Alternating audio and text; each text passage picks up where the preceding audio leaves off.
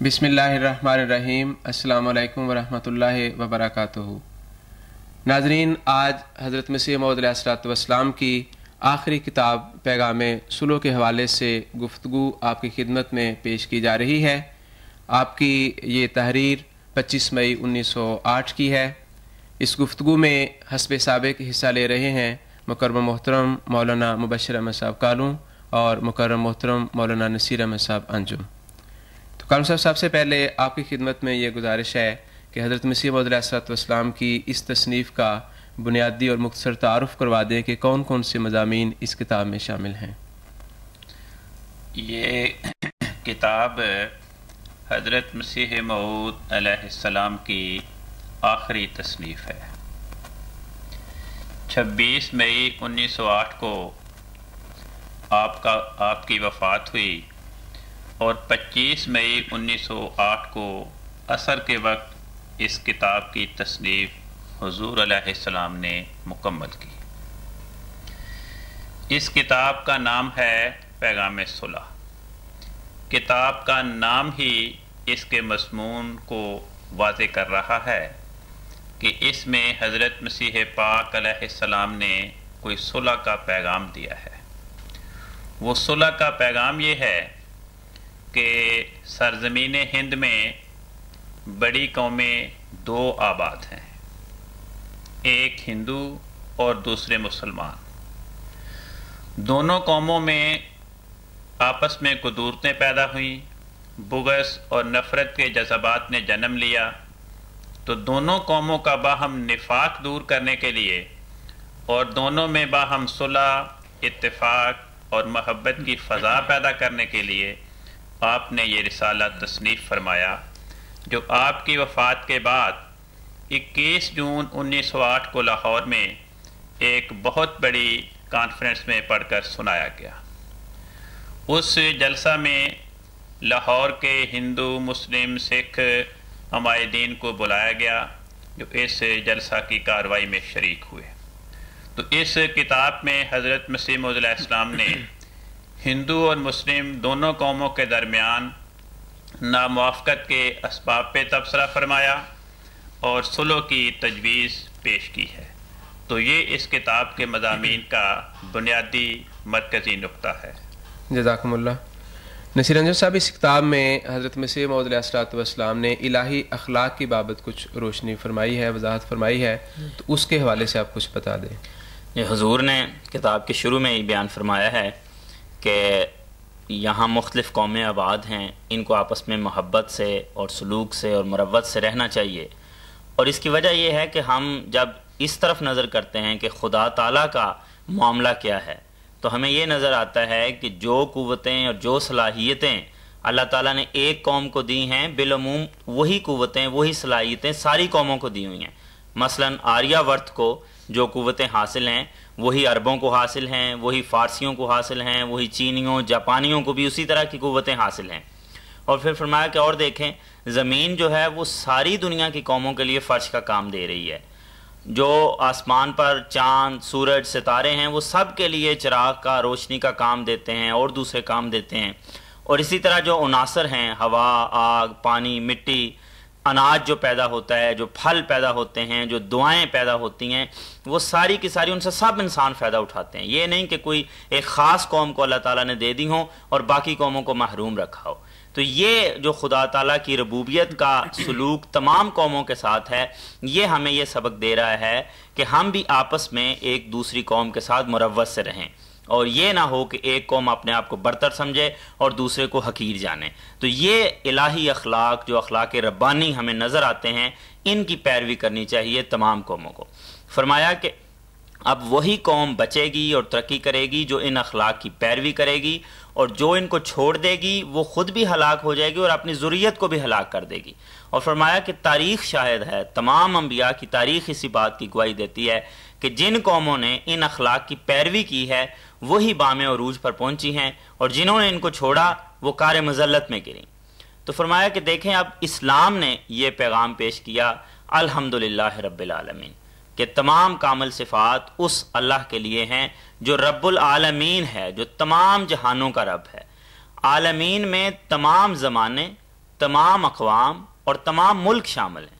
ہر ایک کے ساتھ خدا تعالیٰ ربوبیت کا سلوک کرتا ہے، اور کیا جسمانی اور کیا روحانی خدا تعالیٰ نے ان کی تربیت کے سامان ہر قوم کے لیے مہیا کیے ہوئے ہیں۔ فرمایا کہ دیکھیں دوسرے مذہب والوں نے اس سے تھوڑا سا ہٹ کے تصور پیش کیا، مثلا آریہ والوں نے یہ کہا کہ الہام اور وہی صرف آریہ ورت میں ہی ہے، اور 4 ہی رشی ہیں، ان پر ہی الہام بار بار نازل ہوتا ہے، اور صرف وید ہی نازل ہوتا ہے الہام کے ذریعے، اور صرف سنسکرت زبان میں ہی نازل ہوتا ہے الہام وید میں۔ اسی طرح عیسائی اور یہودی ہیں، وہ بھی کہتے ہیں کہ نبی اور وہی الہام صرف ہماری قوم تک محدود ہے، اور عیسائی ایک طرف حضرت عیسیٰ علیہ السلام کو خدا بناتے ہیں اور دوسری طرف کہتے ہیں کہ وہ صرف بنی اسرائیل کے لیے تھے، تو یہ عجیب خدا کا تصور ہے کہ باقی قوموں کے لیے گویا خدا نہیں تھا۔ تو فرمایا کہ یہ اسلام ہے جس نے یہ ساری دنیا کا تصور پیش کیا، اور یہ محدود جو ذہنیت تھی اس کو ختم کر کے یہ فرمایا کہ الحمدللہ رب العالمین۔ اور اسی طرح پھر دوسری جگہ فرماتا ہے کہ ان من امت الا خلا فیہا نذیر، کہ کوئی قوم کوئی امت ایسی نہیں گزری جس میں خدا تعالیٰ نے اپنے ڈرانے والے اپنے انبیاء نہ بھیجے ہوں، ان کی روحانی تربیت کا بھی انتظام نہ کیا ہو جس طرح ان کی جسمانی تربیت کا انتظام کیا۔ تو یہ اگر خدا تعالیٰ نہ کرتا، جیسا کہ قرآن مجید میں اس نے یہ تعلیم دی، تو خدا تعالیٰ پر الزام آتا ہے کہ ایک قوم کے لیے اس نے یہ انتظامات کیے اور دوسری قوموں کو محروم رکھا، ایک قوم کو ہدایت پر چلنے کے لیے راہ بتا دی، انبیاء بھیجے، اور دوسری قوموں کے لیے یہ سامان نہ کیا۔ تو خدا تعالیٰ اپنے اوپر یہ اعتراض نہیں لیتا، اس نے اس اعتراض کا کلا کما کرنے کے لیے یہ تعلیم دے دی ہے کہ الحمدللہ رب العالمین، کہ وہ تمام قوموں کے لیے، تمام زمانوں کے لیے، تمام انسانوں کے لیے یہی ربوبیت کے سامان کرتا ہے، کیا ان کی جسمانی ضرورتیں ہوں اور کیا ان کی روحانی ضرورتیں ہوں۔ تو یہ ساری فلسفی بیان کر کے حضرت مسیح موعود علیہ السلام نے تلقین یہ فرمائی ہے کہ اس کی وجہ سے ہم سب کو بھی یہ چاہیے کہ ہم ان اخلاق کی پیروی کریں اور آپس میں تمام قومیں محبت اور مروت کے ساتھ رہیں۔ جزاکم اللہ۔ کل سے ابھی آپ نے ذکر فرمایا کہ حضرت مسیح موعود علیہ السلام کی اس کتاب کا بنیادی جو سبب تھا تالیف کا، وہ ہندو مسلم اتحاد اور آپس میں ان کا صلح و صفائی کے ساتھ رہنا تھا۔ تو اس حوالے سے آپ یہ بتائیں کہ حضور نے کس طرح یہ بیان فرمایا ہے مضمون کہ ہندو مسلم اتحاد جو ہے وہ کس طرح ہو سکتا ہے، یا کیا اس کے اسباب ہو سکتے ہیں؟ حضور فرماتے ہیں کہ جب اس سرزمین ہند میں ہندو مسلم 2 بڑی قومیں آباد ہیں، تو یہ تو ناممکن ہے کہ کوئی ایسا وقت آ جائے کہ ہندوستان کے تمام مسلمانوں کو دھکیل کر ہندوستان سے باہر نکال دیں، یا مسلمان ہندوستان کے تمام ہندوؤں کو ہندوستان سے جلا وطن کر دیں۔ جب دونوں قوموں نے اسی سرزمین میں رہنا ہے تو پھر دونوں قوموں کا مفاد اسی میں ہے کہ دونوں قومیں آپس میں اتفاق محبت کے ساتھ رہیں، ان کے درمیان باہم فتنہ و فساد کی فضا پیدا نہ ہو، بغض اور نفرت کے جذبات جنم نہ لیں۔ تو حضور نے فرمایا کہ اتفاق ایسی چیز ہے جس میں بڑی برکات ہے۔ جو قومیں اتفاق سے محروم ہو جاتی ہیں، جن ممالک کے باشندے اتفاق کی نعمت سے محروم ہو جاتے ہیں، وہ زوال کی گہرائی میں گرتے چلے جاتے ہیں۔ اور جس ملک کے باشندوں میں باہم ایکتا ہو، باہم الفت و اتحاد کی فضا ہو، اس ملک کے باشندے ترقی پہ ترقی کرتے چلے جاتے ہیں۔ تو حضور نے فرمایا کہ آج اس ملک میں، اس دور میں بڑی شدید ضرورت ہے ہندو مسلم ایکتا کی۔ حضور نے فرمایا کہ اس بات پہ غور کریں کہ ہندو مسلم دونوں قوموں میں باہم فساد کیوں ہوتا ہے۔ حضور نے فرمایا ٹھیک ہے بعض سیاسی اختلافات بھی ہوتے ہیں، لیکن وہ سیاسی اختلافات دوسرے نمبر پہ آتے ہیں، اور ان کا بھی دراصل یہی سبب ہے کہ مسلمان یہ سمجھتے ہیں کہ ہندو اکثریت کی یہ کوشش ہے کہ تمام حکومتی عہدے اور ہر محکمے میں ہمارا اثر رسوخ ہو اور مسلمان ان عہدوں سے، ان منافع سے محروم ہو جائیں۔ مسلمان یہ سمجھتے ہیں کہ ہمارے ساتھ یہ طرفداری کا سلوک ہوتا ہے کیونکہ ہماری تعداد تھوڑی ہے۔ تو اگر یہ دونوں مذاہب کا باہم اختلاف نہ ہو، یہ تعصب کی فضا پیدا نہ ہو، تو یہ سیاسی اختلافات بھی جنم نہیں لیتے۔ تو حضور نے فرمایا کہ دراصل بات یہ ہے، یہ بات تو ناممکن ہے، اگر یہی دونوں قومیں فرض کریں سارے ہندو کلمہ پڑھ کر مسلمان ہو جائیں یا سارے مسلمان ویدک دھرم کو قبول کر لیں تو جن باتوں کو سیاسی اختلافات کا نام دیا جاتا ہے وہ اختلافات خود بخود ختم ہو جائیں گے۔ تو دونوں قوموں میں باہم فساد کی جو فضا پیدا ہوتی ہے، جو نفرت کا طوفان کھڑا ہوتا ہے، اس کا سبب مذہبی اختلافات ہیں۔ حضور نے فرمایا کہ بات یہ ہے کہ مذہبی اختلاف حقیقتاً تو اسے فساد کا موجب نہیں ہونا چاہیے۔ معمولی جو چھوٹے مذہبی اختلافات ہیں، اگر وہ عقل کی حدود کے اندر ہوں، اخلاقی حدود کے اندر ہوں، تو وہ صلح کے توڑنے والے نہیں بن سکتے۔ حضور نے فرمایا کہ دیکھیں اسلام کی تعلیم ایسی ہے جو ویدک تعلیم کے کسی نہ کسی شاخ میں پائی جاتی ہے، سوائے مثلا آج کل فرمایا کہ ہندو جاتی میں نیا فرقہ جنم لیا ہے آریہ سماج کے نام سے، بہت قلیل تعداد ان کی، ہندو جاتی نے بھی اکثریت نے اس کو قبول نہیں کیا۔ وہ آج یہ تصور پیش کرتے ہیں اور اس نظریے کا اس آریہ ورت میں پرچار کرتے ہیں کہ ویدوں کے 4 رشیوں کے بعد خدا تعالیٰ کی وحی اور الہام کا دروازہ بند ہو گیا۔ اس کے بعد اس نے کسی قوم کے افراد پر اپنی وحی اور الہام کا پرکاش نہیں کیا، اور جتنے بھی قومیں ہیں، جتنے بھی مالک ہیں، جتنے بھی دھرموں کے ماننے والے ہیں، وہ اس بات کا دعویٰ کرتے ہیں کہ ہمارے ملک میں، ہماری قوم میں، فلاں زمانے میں فلاں آدمی پہ خدا نے وحی کا پرکاش کیا، ہماری رہنمائی کے لیے خدا نے ہمیں فلاں کتاب دی، فلاں شریعت دی، فلاں دھرم دیا، فلاں دین دیا۔ تو آریہ سماجی اپنے اس نظریے کے نتیجے میں وہ یہ کہتے ہیں کہ یہ سب جھوٹ بولتے ہیں، جن کو یہ پیغمبر قرار دیتے ہیں، اپنا آسمانی مسلح تسلیم کرتے ہیں، وہ سارے کے سارے نعوذ باللہ افتراء پرداز تھے، وہ مکار تھے۔ تو جب دوسری قوموں کے افراد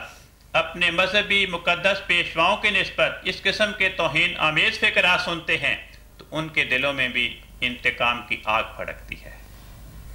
اور صلح کے خلاف جذبات پیدا ہوتے ہیں۔ حضور نے فرمایا کہ حالانکہ بات یہ ہے کہ یہاں ہندو علاقے میں بھی خدا تعالیٰ نے ویدوں کے رشیوں کے بعد سری کرشن جی کو پیدا کیا۔ انہوں نے اس بات کا دعویٰ کیا کہ مجھ سے خدا باتیں کرتے ہیں، اور ہندو جاتی کی بہت بڑی اکثریت نے اس کو قبول کیا۔ ہندوستان کے باشندوں نے، بنگال کے باشندوں نے اس کو قبول کیا کہ یہ بات درست ہے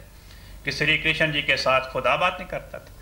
تو سری کرشن جی کے وجود نے آریہ سماج کے اس نظریے کی تردید کی۔ پھر فرمایا کہ بہت لمبے عرصہ کے بعد ہندو قوم میں خدا تعالیٰ نے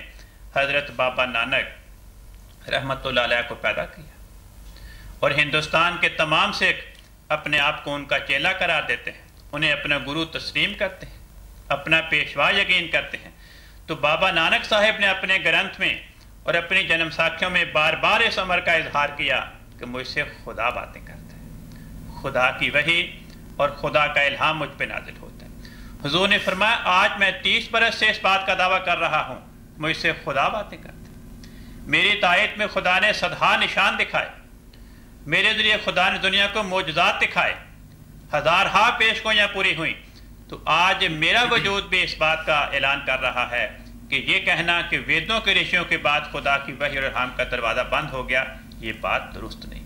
حضور نے فرمایا دراصل بات یہ ہے کہ پہلا زمانہ ایسا تھا کہ قوموں کے باہم ایک دوسرے کے ساتھ میل ملاپ کے مواقع میسر نہیں تھے، آمد و رفت کے اس قسم کے ذرائع موجود نہیں تھے۔ ہر قوم سمجھتی تھی کہ ہمارے ہاں جو خدا کا پیغمبر آیا، جو خدا کی طرف سے ہادی اور رہنما آیا، جو خدا کی طرف سے تعلیمات دی گئی، بس یہی ہیں، اور کسی قوم میں خدا کا کوئی پیشوا اور رہنما نہیں آیا۔ مثلا یہی ہندوستان کے علاقے میں ہندو فاضل یہ عقیدہ رکھتے تھے کہ کوہ ہمالیہ کے پرے آبادی کوئی نہیں۔ تو دنیا کی قوموں کے باہم میل ملاپ کے سامان میسر نہ ہونے کے سبب، دوسری قوموں کے حالات سے آگاہی نہ ہونے کے سبب یہ خیالات پیدا ہوئے کہ خدا تعالیٰ کو صرف ہمارا علاقہ، ہماری قوم، ہمارا خاندان ہی پسند آیا، ہماری ہدایت کے، ہماری اصلاح کے اس نے انتظامات کیے، دوسری تمام قوموں کو بھول گیا۔ اب یہ بات ایسی ہے جو اللہ تعالیٰ کی ذات اور اس کی صفات کے برخلاف ہے، کہ اللہ تعالیٰ نے دنیا کی تمام قوموں کو پیدا تو کیا ہو اور پھر ان کی پیدائش کے بعد ان کی ہدایت کے سامان کرے نعوذ باللہ بھول گیا ہو، ان کو گمراہی میں مبتلا کر دیا ہو۔ کیا خدا کو اس بات کی خبر نہیں رہی کہ یہ میری قوم ہے، یہ میری پیدا کردہ ہے، میری مخلوق ہے، میں نے اس کو پیدا کیا، میں نے اس کی جسمانی ضروریات کا انتظام کیا، اس کی علمی ضروریات کا انتظام کیا، تو میں ان کو گمراہی سے بچانے کا بھی انتظام کروں۔ تو خدا تعالیٰ کے بارے میں یہ کہنا، جیسے ہندو کہتے ہیں کہ صاحب خدا تعالیٰ نے صرف ہندوستان کی زمین کا انتخاب کیا اپنی رہنمائی کے لیے، یہودی قوم نے، عبرانی قوم نے یہ کہنا شروع کر دیا کہ خدا تعالیٰ کو صرف نسل اسرائیل پسند آئے کہ ان کی اصلاح کا انتظام کرے، اور پھر اس کے لیے بھی صرف ملک شام کا انتخاب کیا۔ پارسیوں نے کہا کہ صرف ہماری قوم کو خدا نے انتخاب کیا۔ تو یہ باتیں ایسی ہیں کہ ہر قوم کے دلوں میں پیدا ہوئی، اور اس خیال کے نتیجے میں جو خدا کی شان کے بھی خلاف تھا، دوسری قوموں کے، دوسرے مذاہب کے پیشواؤں اور ان کی مقدس کتابوں کے بارے میں بسا اوقات انہوں نے بےہودہ گوئی سے کام لیا۔ تو اس چیز نے قوموں کے درمیان فساد اور فتنے کے بیج بوئے۔ تو حضور فرماتے ہیں کہ اگر آج ہم ہندو مسلم دونوں قومیں باہم صلح کرنا چاہیں تو اس کا ایک ہی طریق ہے، قرآن کریم نے ہمیں بتایا۔ قرآن کریم ہمیں یہ پیغام دیتا ہے کہ دیکھو خدا تعالیٰ رب العالمین ہے، وہ تمام جہانوں کی پرورش کرنے والا ہے، جسمانی اعتبار سے بھی، اخلاقی اعتبار سے بھی، روحانی اعتبار سے بھی، اعتقادی اعتبار سے بھی۔ تو جس خدا تعالیٰ نے دنیا کے ہر ملک، ہر قوم، ہر خاندان کی جسمانی ضروریات اور ان کی جسمانی ترقی، جسمانی بقا، جسمانی پرورش کا انتظام کیا، اس خدا نے ان کی ہدایت کا بھی سامان کیا۔ ہر علاقے میں اس نے اپنے انبیاء بھیجے، ان کی ہدایت اور رہنمائی کے لیے اپنی کتابیں بھیجی، اپنی ہدایات بھیجی، اپنی شرائع بھیجی۔ تو حضور نے فرمایا کہ یہ نہیں ہو سکتا کہ وہ قومیں جو برسوں سے، ہزاروں برسوں سے اپنے ہاں کسی کتاب کو مقدس الہامی کتاب کے طور پہ تسلیم کر رہی ہوں، بعض افراد کو اپنے مقدس پیشوا کی حیثیت میں قبول کر رہی ہوں، جن کی خدا تعالیٰ نے ہزاروں برسوں سے کروڑ ہا انسانوں کے دلوں میں تقدیس پیدا کی ہو، محبت اور تعظیم پیدا کی ہو، ان کی قبولیت عطا کی ہو، وہ انسان افطرا پرداز ہو، وہ مکار اور دغاباز ہو؟ ایسا نہیں ہو سکتا۔ تو یہ ایک ہی دلیل جو قرآن کریم نے پیش کی، فرمایا ایک دلیل کی بنا پہ ہم دنیا میں تمام وہ کتابیں، تمام وہ پیشوا جن کی محبت، جن کی تقسیم، جن کی تعظیم، جن کی قبولیت خدا نے دنیا میں پھیلائی، ہم ان کو خدا کی طرف سے راست باز اور صادق ہادی یقین کرتے ہیں۔ حضور نے فرمایا یہی اصول ہے جس کو تسلیم کر کے آج ہندو مسلم باہم ایک دوسرے کے ساتھ ایکتا کر سکتے ہیں، اور وہ یہ کہ ہم، حضور نے فرمایا کہ میں یہ عہد کرتا ہوں ہندوؤں کے ساتھ، اور میری جماعت بھی میرے ساتھ ہے، کہ اگر ہندو جس طرح ہم ہندوؤں کے رشیوں کو مقدس یقین کرتے ہیں، ان کے ویدوں کو مقدس الہامی کتاب سمجھتے ہیں کہ خدا کی طرف سے اس ہندو آبادی کی رہنمائی کے لیے خدا نے نازل کی تھی، اسی طرح ہندو بھی حضرت محمد مصطفیٰ صلی اللہ علیہ وسلم، جن کی خدا نے عظمت کروڑ ہا انسانوں کے دلوں میں پیدا کی، جو ان کے نام پہ اپنی جانیں نچھاور کرنے کو تیار ہیں، ان کا نام بے ادبی کے ساتھ نہ لیں، وہ بھی ان کو سچا مانے کہ ان کی قبولیت اس بات کی دلیل ہے کہ خدا تعالیٰ کی طرف سے وہ آئے تھے۔ تو ہم بھی اس کے نتیجے میں ویدوں کا اور ان کے رشیوں کا تعظیم اور محبت اور ادب سے نام لیں گے۔ اگر ہم اس معاہدے کی عہد شکنی کریں تو حضور نے فرمایا کہ میری جماعت کے افراد 3 لاکھ روپیہ تاوان کے طور پر ہندوؤں کو ادا کریں گے، اور اگر ہندو اس عہد شکنی کا ارتکاب کریں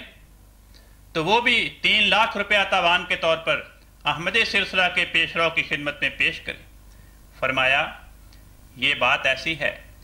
کہ میں اپنی جماعت کی طرف سے ذمہ داری قبول کرتا ہوں۔ جو دوسرے غیر احمدی مسلمان ہیں وہ تو خود مجھے بھی کافر اور دجال قرار دیتے ہیں، ان کی تو میں ذمہ داری نہیں لیتا، لیکن مجھے احساس ہے کہ اگر ہندو حضرت محمد مصطفیٰ صلی اللہ علیہ وسلم کا نام بے ادبی سے لینا چھوڑ دیں، وہ بھی آپ کی سچائی کا اقرار کریں،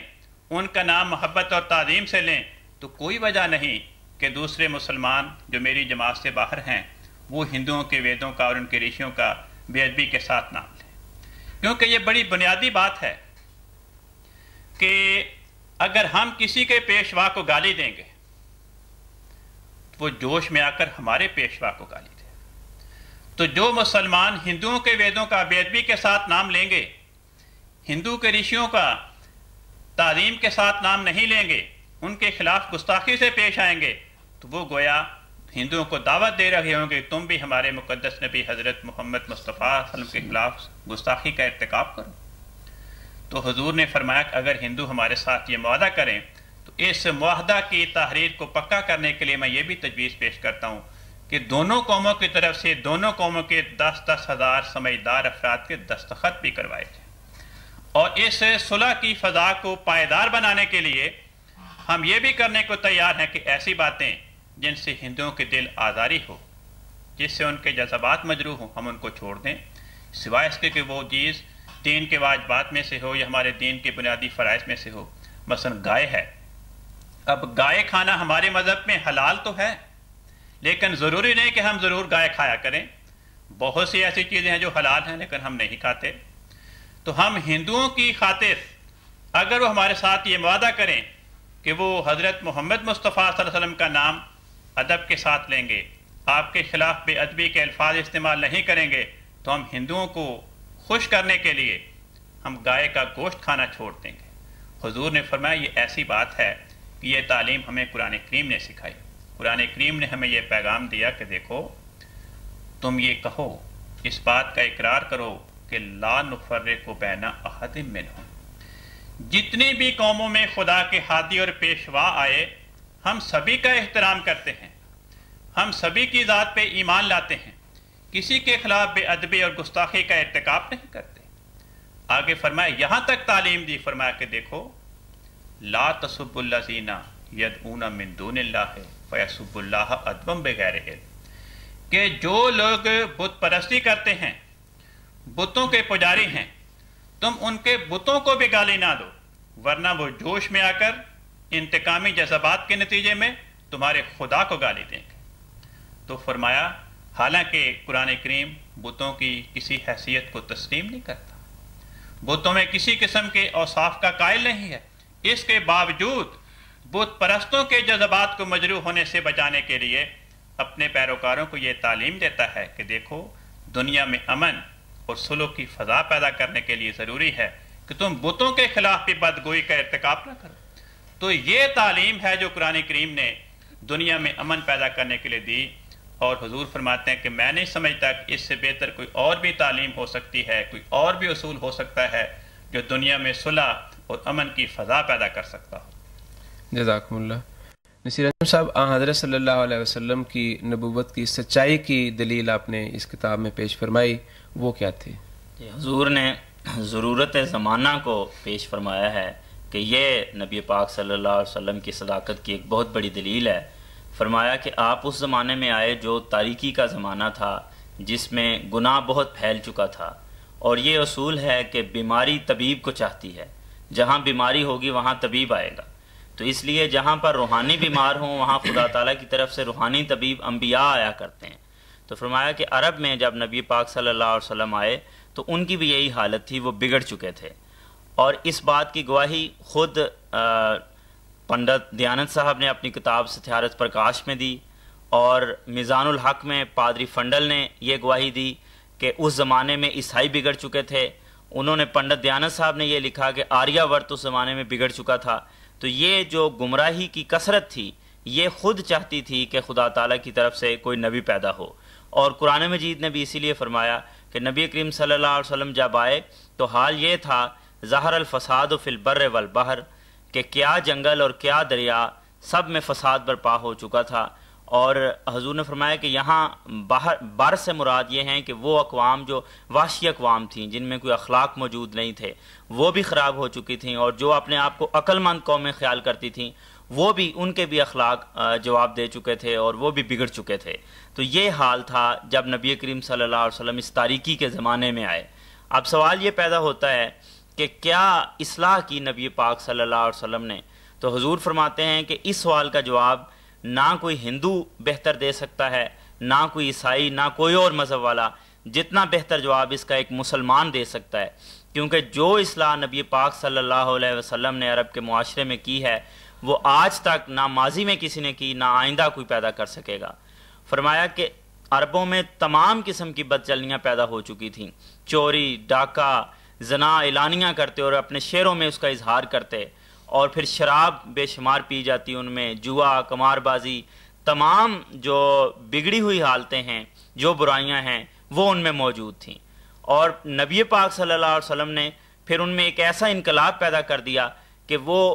بے حس عضو کی طرح خدا کی خاطر، خدا کے دین کی خاطر قربانیاں دینے والے بن گئے۔ ان کو دکھ دیے گئے، وہ ستائے گئے، ان کو تپتی ریت پہ لٹایا گیا، بعضوں کو ان کی آنکھوں کے سامنے ان کے بیٹوں کو سولی پہ چڑھا دیا گیا، ان کے بچے قتل کر دیے گئے، ان کی خود جانیں لے لی گئیں۔ یہ تمام باتیں انہوں نے دیں، اور کس وجہ سے؟ کہ وہ اپنی تمام سرداریاں چھوڑ کر، اپنے تمام فخریہ لباس چھوڑ کر ٹاٹ پہننے کے لیے تیار ہو گئے، عاجزی اور مسکینی انہوں نے اختیار کر لی، اور اس بے کس اور تنہا شخص کے ساتھ ہو گئے جو مکہ کی گلیوں میں پھرا کرتا تھا، ایک اکیلا شخص۔ تو آخر اس میں کون سی ایسی روحانی قوت تھی؟ یقیناً وہی تھی جو خدا تعالیٰ نے ان کو عطا کی تھی، جو سچے انبیاء کو ملا کرتی ہے۔ اگر یہ نہ ہوتی تو یہ سارا انقلاب جو ایسا زبردست اور بے نظیر انقلاب ہے یہ کبھی وقوع پذیر نہ ہوتا۔ تو یہ واقعہ ہونا، یہ اصلاح ہو جانا، یہی اس بات کی بہت بڑی دلیل ہے کہ نبی پاک صلی اللہ علیہ وسلم خدا تعالیٰ کی طرف سے سچے نبی بن کر آئے تھے۔ اور فرمایا کہ دیکھیں، یہ جو تم کہتے ہو کہ وید اس وقت نازل ہوا کہ جب دنیا میں گناہ نہیں تھا، تو فرماتے ہیں تم تو اس بات کو زیادہ سمجھ سکتے ہو جو آریہ مذہب والے ہیں، جو ہندو مذہب والے ہیں، کہ جب گناہ نہیں تھا تب تو خدا تعالیٰ نے انتظام کر دیا، وید آیا، رشی آئے، لیکن جب گناہ کا طوفان نازل ہو، جب سیلاب آیا ہوا ہو گناہ کا، تو کیا اس وقت خدا تعالیٰ انتظام نہیں کرے گا؟ تو یقیناً اولا اور انسب ہے کہ اس وقت بھی انتظام کیا جائے۔ تو خدا تعالیٰ نے اس تاریکی کے زمانے میں محمد مصطفیٰ صلی اللہ علیہ وسلم کو بھیجا، اور آپ نے جو اصلاح کی، تو یہ ضرورت زمانہ اور آپ کی پیدا کردہ اصلاح، یہ آپ کی صداقت کی بہت بڑی دلیل ہے۔ جزاکم اللہ۔ کب سے ابھی جو نصیر انجم صاحب نے حضرت صلی اللہ علیہ وسلم کی نبوت کی سچائی کی دلیل کے طور پہ ساری تفصیل پیش فرمائی ہے، اس کے اوپر بعض لوگوں کا یہ خیال ہے کہ عرب کے لوگوں کا یہ سارا اسلام قبول کرنا، مسلمان ہونا، اللہ تعالیٰ کی تائید و نصرت یا حضرت صلی اللہ علیہ وسلم کی اس طرح سچائی کی دلیل نہیں بن سکتا، بلکہ یہ لوگ تو تلوار کے ذریعے، اس جہاد کے ذریعے اسلام قبول انہوں نے کیا تھا جو اس وقت کیا گیا۔ تو حضرت مسیح موعود علیہ السلام نے ان ایسے لوگوں کے اس خیال کی کس طرح تردید فرمائی ہے؟ حضور فرماتے ہیں کہ اگر تو حضرت محمد مصطفیٰ صلی اللہ علیہ وسلم عرب میں کسی بادشاہ کی حیثیت میں ظاہر ہوئے تھے تو پھر تو اس بات کو تسلیم کیا جا سکتا ہے کہ عرب کے باشندے آپ کی سلطنت کی شوکت دیکھ کر، آپ کی بادشاہی جبروت سے مرعوب ہو کر اپنی جانیں بچانے کے لیے اسلام کو قبول کر گئے۔ لیکن آپ نے تو اپنی تبلیغ کا آغاز مسکینی میں، درویشی میں اور تنہائی کی حالت میں شروع کیا۔ آپ کے پاس تو کوئی لشکر نہیں تھا، نہ ہی آپ نے کسی اور بادشاہ کی مدد مانگی کہ تم لشکر بھیجواؤ اور عرب کے لوگوں کو تلوار کے زور سے میرے دین میں داخل کرو۔ تو پھر ان پہ کون سا جبر ہوا؟ جبر کے کیا حالات پیدا ہوئے؟ آپ کی زندگی کا تو یہ عالم تھا کہ زندگی کی ابتدا ہی یوں ہوئی کہ جب آپ پیدا ہوئے تو چند ماہ کے بعد آپ کے والد صاحب بھی، آپ کی والدہ کا بھی انتقال ہو گیا۔ آپ یتیم تھے، یتیمی کی حالت میں بے سہارا، محض خدا کے سہارے پہ آپ کی پرورش کا سامان شروع ہوا۔ آپ 25 برس کے ہو گئے لیکن کسی نے آپ کو رشتہ تک نہیں دیا۔ آپ کے چچاؤں کے گھر میں ان کی بیٹیاں جوان موجود تھیں، لیکن کسی چچا کے دل میں بھی یہ ہمدردی پیدا نہیں ہوئی کہ ہم اپنے یتیم بھتیجے کو اپنی بیٹی کا رشتہ دے دیں، کیونکہ ہر شخص کو اس بات کی فکر تھی کہ اس کے پاس تو گھر چلانے کے لیے اخراجات ہی میسر نہیں، یہ گھر کے اخراجات کیسے چلائے گا؟ یہ تو نادار انسان ہے، اس کے پاس مال و دولت نہیں، کوئی ہنر اسے نہیں آتا، تو یہ اپنا گھر کیسے چلائے گا؟ جب آپ کی عمر 40 برس کے قریب ہوئی تو آپ نے ایک غار جو غار حرا کے نام سے موسوم ہے اس کی تنہائی میں جا کر اللہ کے حضور دعائیں اور عبادات شروع کر دی۔ اسی غار کی تنہائی میں آپ پر خدا کی وحی نازل ہوئی اور خدا نے آپ کو کہا کہ دیکھو دنیا اس وقت بگڑی ہوئی ہے، تم دنیا کو میرا پیغام پہنچاؤ، دنیا کے اصلاح کا فریضہ سر انجام دو۔ آپ بہت گھبرائے، بہت پریشان ہوئے، عرض کی کہ الہی میں تو ناخواندہ ہوں، میں تو پڑھا لکھا نہیں۔ اللہ تعالیٰ نے آپ کے سینے کو تمام روحانی علوم سے بھر دیا، ہر قسم کے دینی علوم آپ کو سکھائے، اور آپ کی قوت قدسیہ کی تاثیر سے غریب اور عاجز لوگ آپ کو ماننے لگ گئے۔ تو ان غریبوں نے اور عاجز بندوں نے آپ کو یکا و تنہا دیکھ کر، بے یار و مددگار دیکھ کر بھی آپ کو قبول کیا۔ کوئی لشکر آپ کے پاس نہیں تھا جس نے ان کو جبراً اسلام کا قائل کیا ہو، بلکہ جو لوگ جبر کر سکتے تھے، مکہ کے بڑے بڑے امیر، اثر و سوخ والے، بڑے بڑے جابر افراد، وہ تو آپ کی جان کے دشمن بن گئے۔ وہ آپ کے ماننے والوں کو قسم قسم کے مظالم کا نشانہ بنانے لگے۔ عورتوں کو رسوں سے باندھ کر اونٹوں کے ساتھ دو مخالف سمتوں میں اونٹوں کو دوڑایا جاتا، جس کے نتیجے میں عورتوں کے جسم ٹکڑے کر دیے جاتے۔ آپ کے ماننے والوں پہ پتھراؤ ہوتا تھا۔ ان مکہ کے کفار کے مظالم کے نتیجے میں آپ کے ماننے والے کچھ حبشہ ہجرت کر کے چلے گئے، کچھ ادھر ادھر منتشر ہو گئے، اور وہ لوگ جو کہیں جا نہیں سکتے تھے زیادہ راہ نہ ہونے کے سبب وہ بیچارے مکہ میں ہی رہے، اور کفار مکہ کے مظالم سہتے چلے گئے۔ آخر کفار مکہ نے ارادہ کیا کہ آپ کے گھر کا محاصرہ کر کے آپ کو بھی قتل کر دیا جائے۔ اللہ تعالیٰ نے اپنی وحی سے آپ کو خبر دے دی، اور آپ اپنے ساتھی حضرت ابو بکر صدیق رضی اللہ عنہ کے ساتھ مکہ سے ہجرت کر گئے، مکہ سے باہر چلے گئے، غار ثور میں پناہ لی۔ کفار مکہ کھوجی کو لے کر سراغ رساں تجربہ کار سراغ رساں کو ساتھ لے کر غار ثور کے منہ پہ پہنچ گئے۔ سراغ رساں نے کہا کہ جہاں تک تو آپ کے قدموں کا نشان آتا ہے آگے نہیں ہے، یا تو آپ اس غار کے اندر ہیں یا پھر آسمان پہ چلے گئے، اس سے آگے آپ کے قدموں کا نشان نہیں چلتا۔ اللہ تعالیٰ نے یہ سلوک کیا آپ کے ساتھ کہ راتوں رات اس غار کے منہ پر مکڑی نے جالا بن دیا، اور کبوتری نے اس پہ اپنا آشیانہ بنا کر انڈے دے دیے۔ کھوجی کہنے لگا کہ اس غار کے اندر جاؤ، یہاں وہ چھپے ہوئے ہیں۔ ایک بوڑھا قریش، اس نے کہا کہ دیکھو اس کھوجی کا دماغ پاگل ہو گیا، میں تو اس غار کے منہ پر مکڑی کے اس جالے کو اس وقت سے دیکھ رہا ہوں جبکہ محمد ابھی پیدا بھی نہیں ہوا تھا صلی اللہ علیہ وسلم۔ یہ بات سن کر قریش مکہ وہاں سے منتشر ہو کر واپس آ گئے۔ تب حضرت رسول پاک صلی اللہ علیہ وسلم 3 دن کے بعد غار سے نکلے اور مدینہ منورہ میں جا کر پناہ لی۔ تو جب خدا تعالیٰ نے کفار مکہ کا یہ سلوک دیکھا، مسلمانوں کے دردناک نعرے، ان کی مظلومانہ کیفیت اللہ کی بارگاہ میں پہنچی، تو اللہ تعالیٰ نے آپ کو وحی کی کہ اے نبی،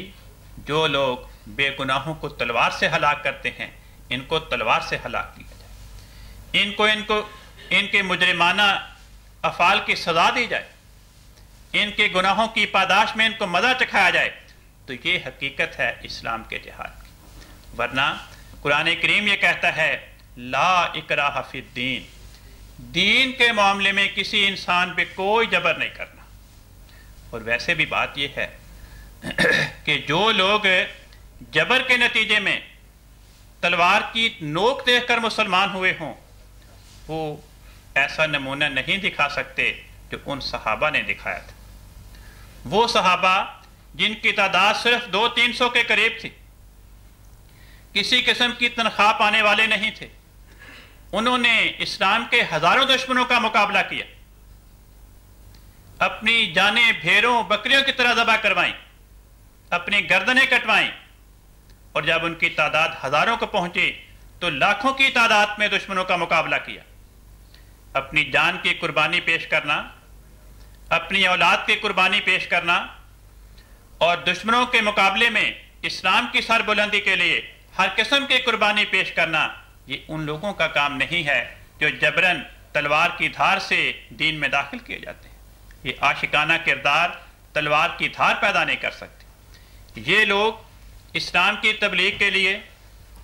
اللہ کا پیغام دنیا میں پہنچانے کے لیے افریقہ کے ریگستانوں میں گئے، جان کی خاطر نہیں، درویشانہ ٹاٹ پہن کر چین تک اس زمانے میں پہنچے، ہندوستان کی سرزمین میں داخل ہوئے، یورپ کی حدود تک ان لوگوں نے لا الہ الا اللہ محمد رسول اللہ کا پیغام پہنچایا۔ کیا یہ نمونہ، کیا اس قسم کی بے مثال قربانیاں ان لوگوں کا کردار ہو سکتا ہے جو جبراً مسلمان کیے جائیں، جو تلوار کی چمکار دیکھ کر اسلام کو قبول کریں، جن کا دل کافر ہو اور زبان مومن ہو؟ ہرگز نہیں۔ یہ نمونہ، یہ قربانی،